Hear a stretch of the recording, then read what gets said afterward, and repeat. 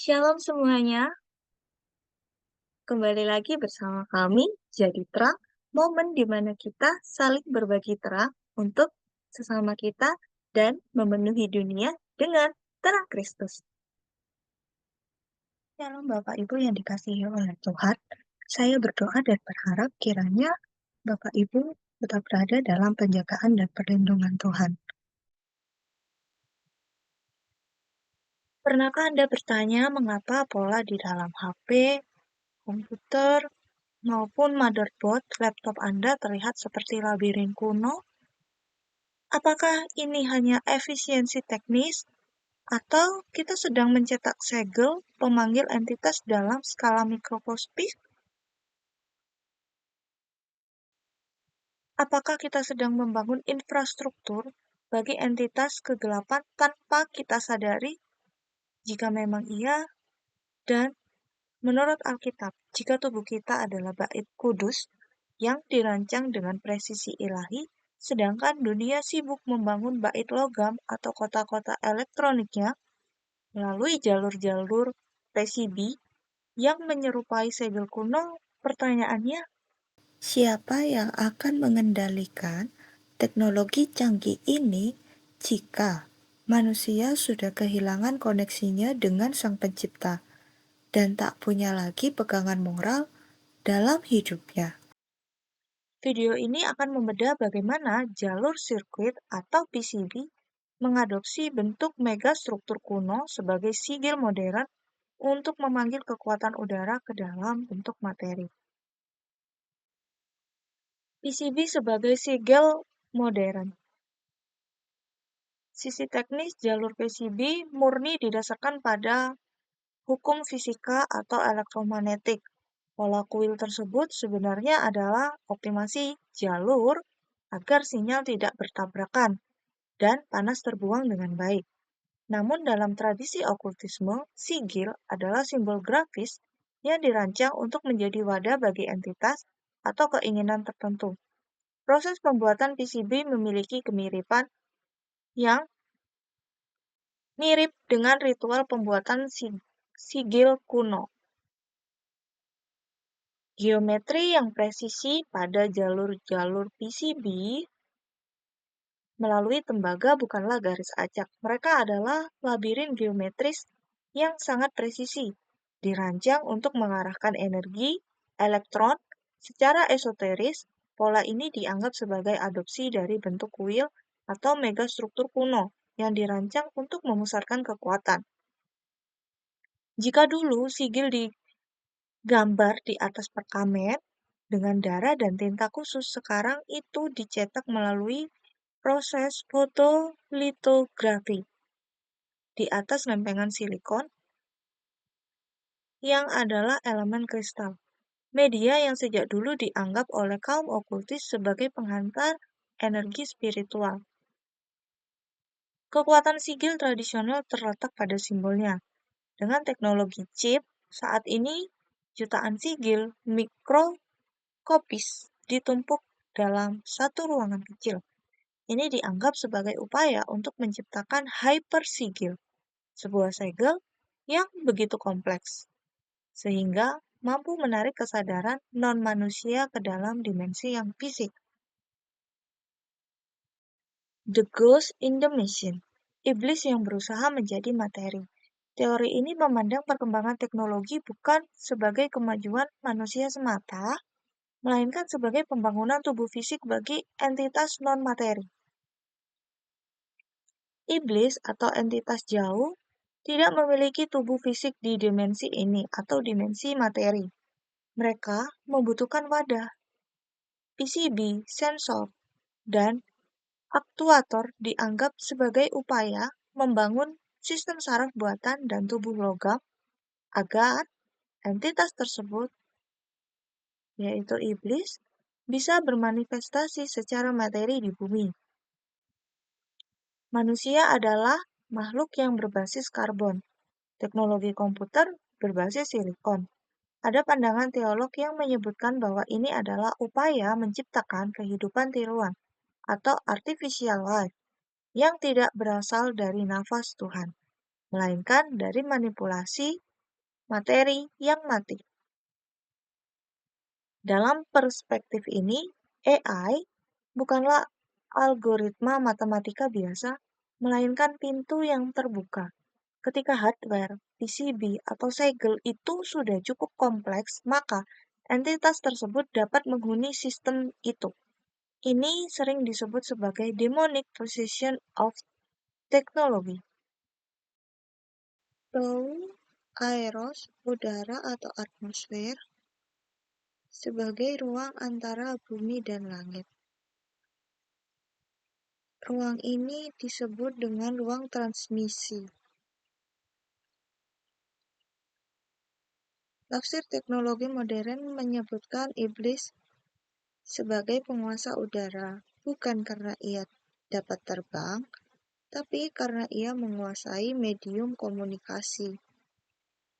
Kalau dulu, udara adalah tempat suara melambat, tetapi sekarang udara adalah tempat gelombang elektromagnetik, entah itu Wi-Fi, 4G, dan 5G, serta satelit.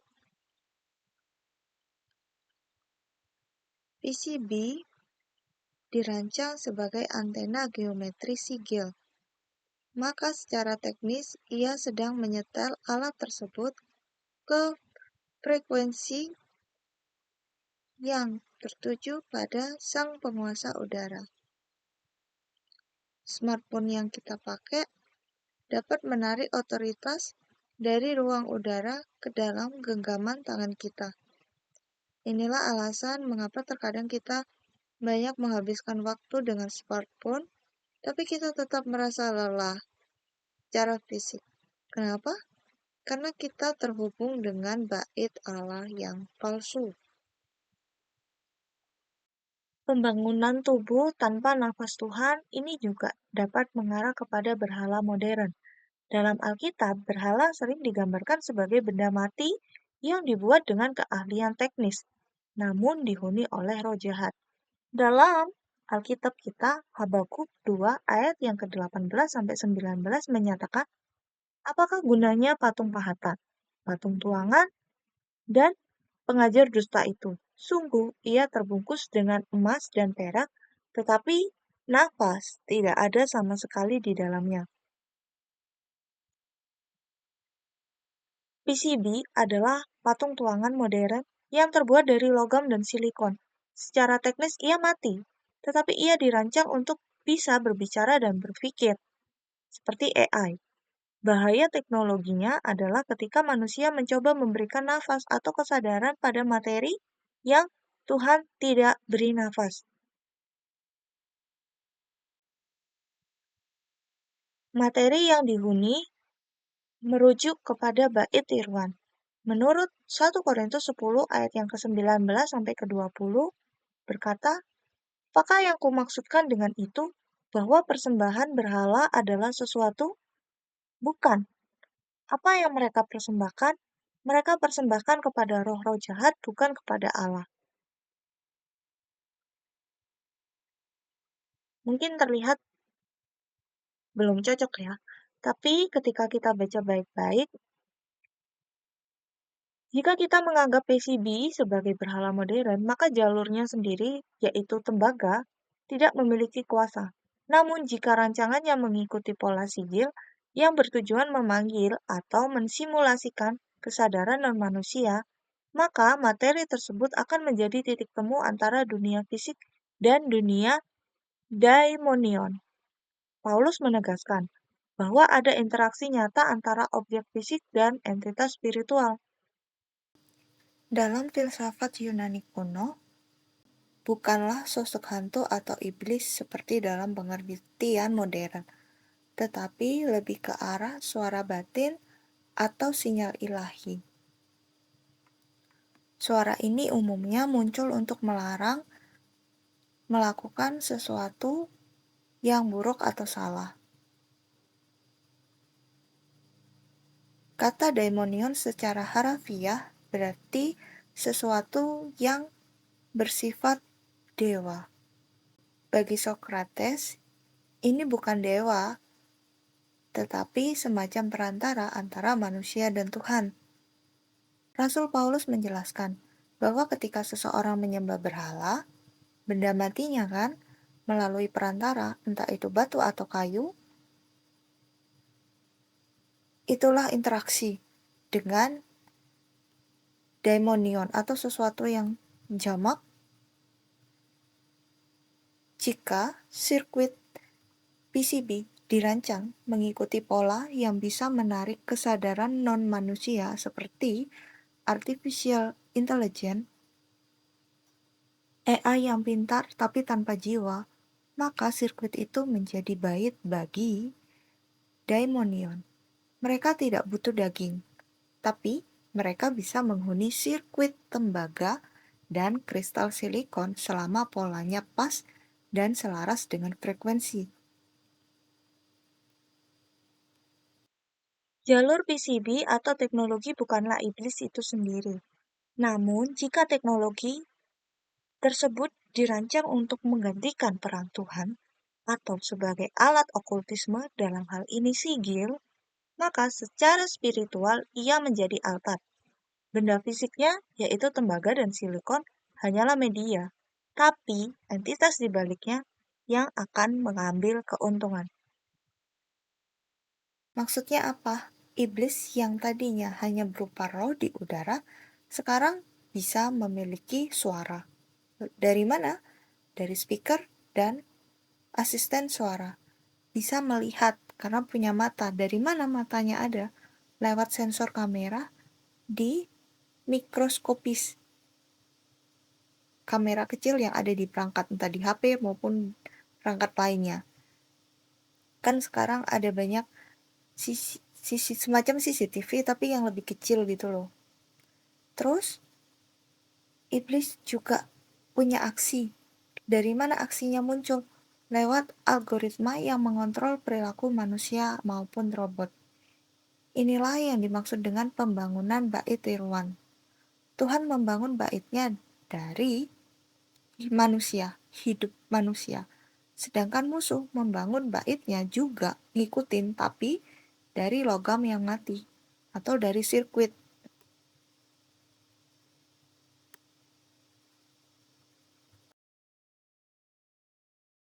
Penyesatan melalui benda yang berbicara. Dalam eskatologi, ada nubuatan tentang sebuah benda mati yang diberi nyawa. Hal ini ada di dalam kitab Wahyu 13 ayat yang ke-15. Dan kepadanya diberikan kuasa untuk memberikan nyawa kepada patung binatang itu, sehingga patung itu berbicara juga. Ayat ini paling sering dihubungkan dengan AI dan hardware tingkat tinggi. Katanya, nyawa di sini dalam bahasa Yunani adalah pneuma, roh atau nafas. Nubuat ini menggambarkan puncak dari teknologi, sebuah megastruktur fisik atau hardware yang akhirnya bisa dihuni oleh entitas sehingga ia bisa berinteraksi dan mengontrol dunia.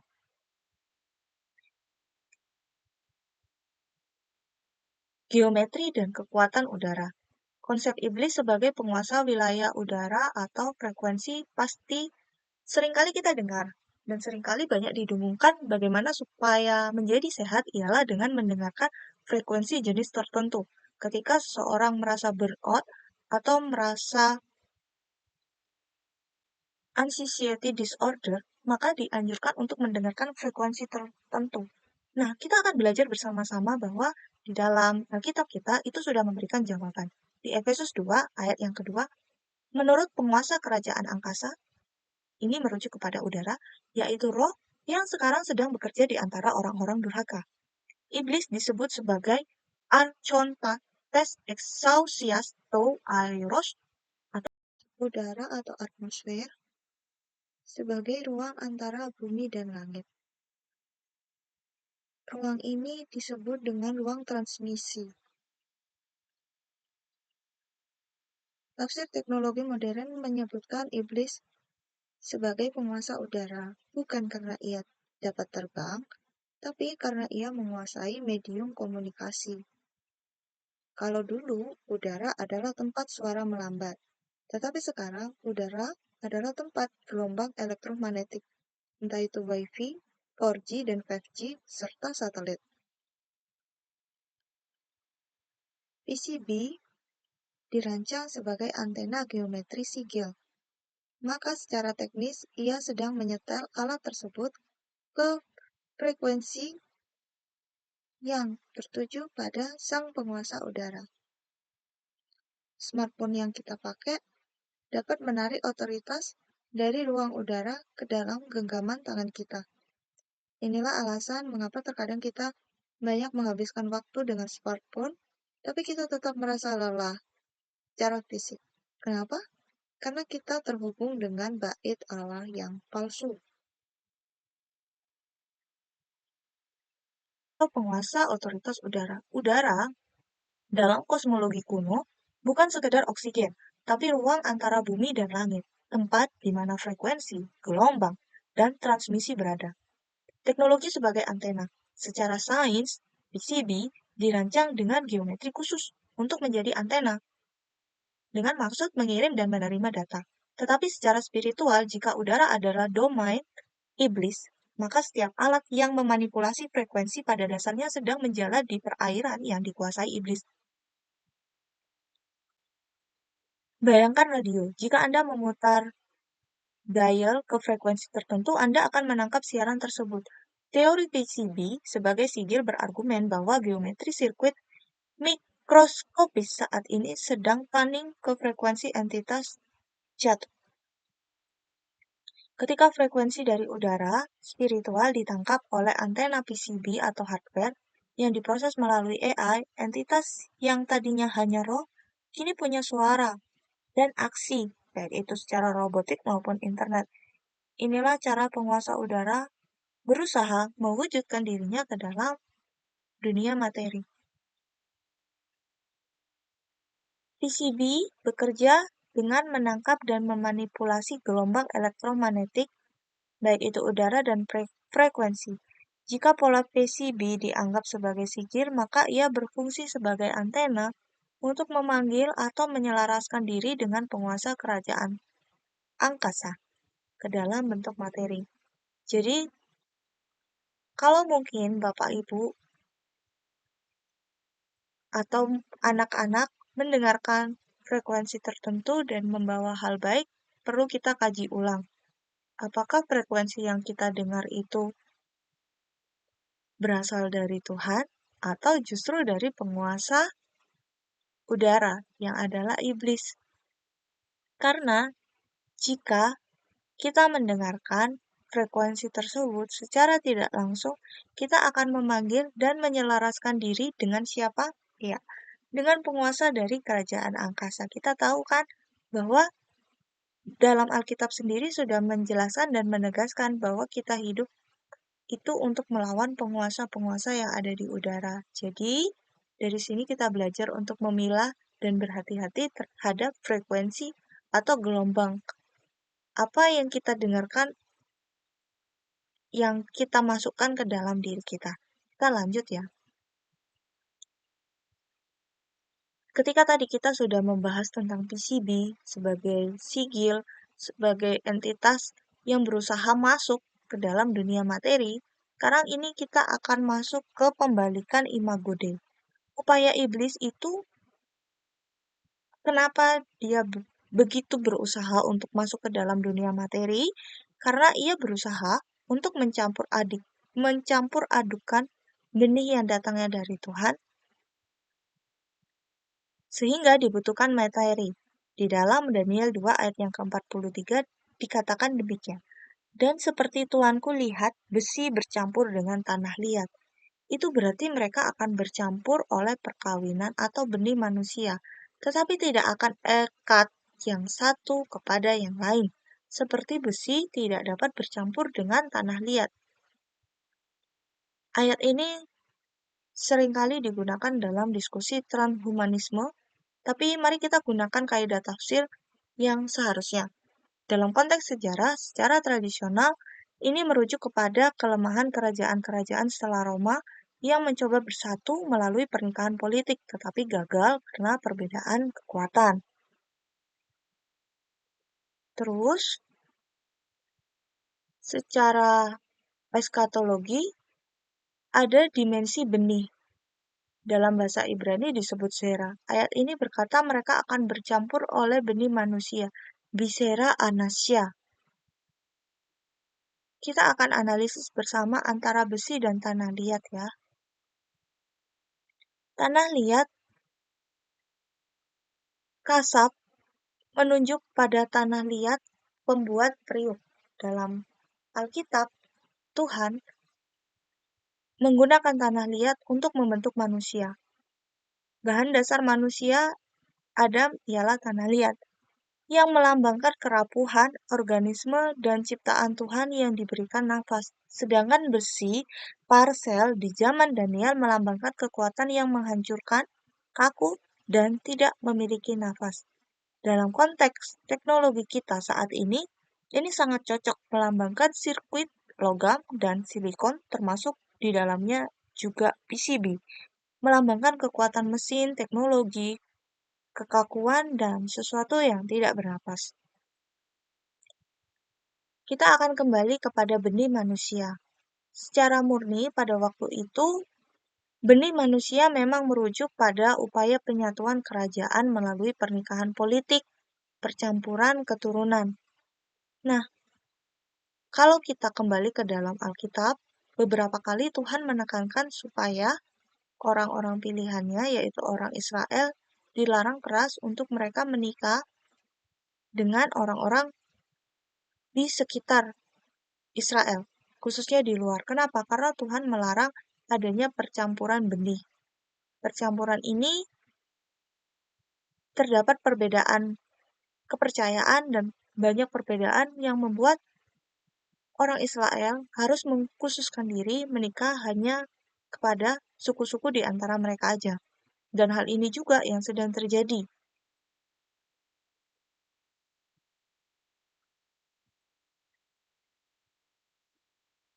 Benih manusia itu dalam bahasa Aramik atau Ibrani sering merujuk kepada manusia dengan segala aspek kerapuhannya atau makhluk biologis yang bisa mati. Jika ini hanya soal pernikahan biasa, tentu teks tersebut cukup mengatakan mereka akan saling menikahi. Tapi, penggunaan istilah bercampur dengan besi memberikan ruang bagi tafsir eskatologis yang lebih dalam di era modern. Intervensi pada level benih atau genetika.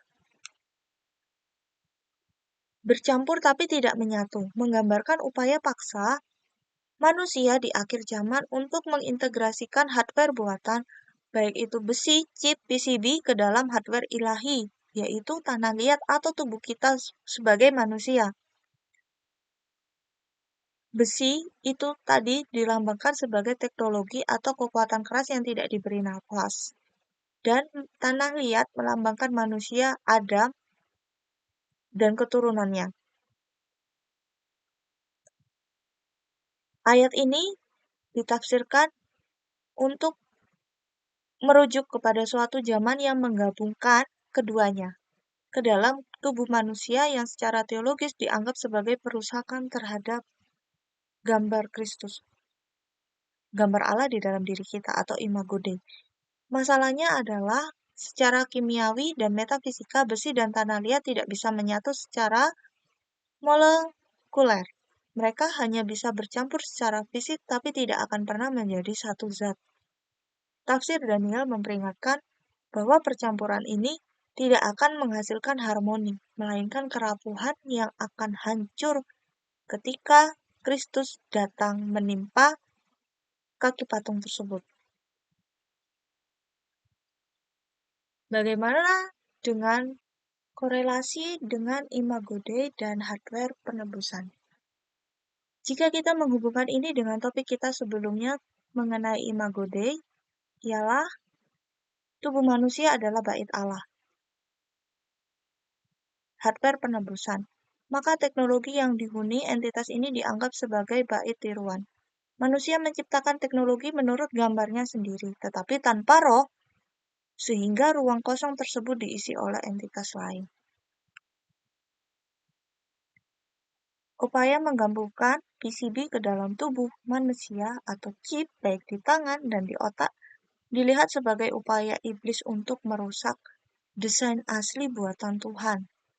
Dengan memasukkan chip Sigil modern atau PCB ke dalam tubuh manusia dianggap sedang menyerahkan kedaulatan atau imago Dei-nya kepada kontrol teknologi atau entitas tersebut dan bukan lagi kepada Tuhan. Kita tidak sedang berperang melawan teknologi, tapi kita harus sadar siapa yang sedang menunggangi jalur-jalur tembaga ini. Kita sedang hidup di era di mana sigil okultisme tidak lagi digambarkan di lantai gua, melainkan dicetak di pabrik semikonduktor. Bisa dikatakan sebagai bait tiruan. Dan dalam 1 Korintus sudah mengingatkan kita bahwa materi bisa menjadi portal bagi daimonion atau iblis. Daimonion ditambah PCB atau sigil atau segel antena hardware terus ditambah udara akan membentuk materi, manifestasi materi.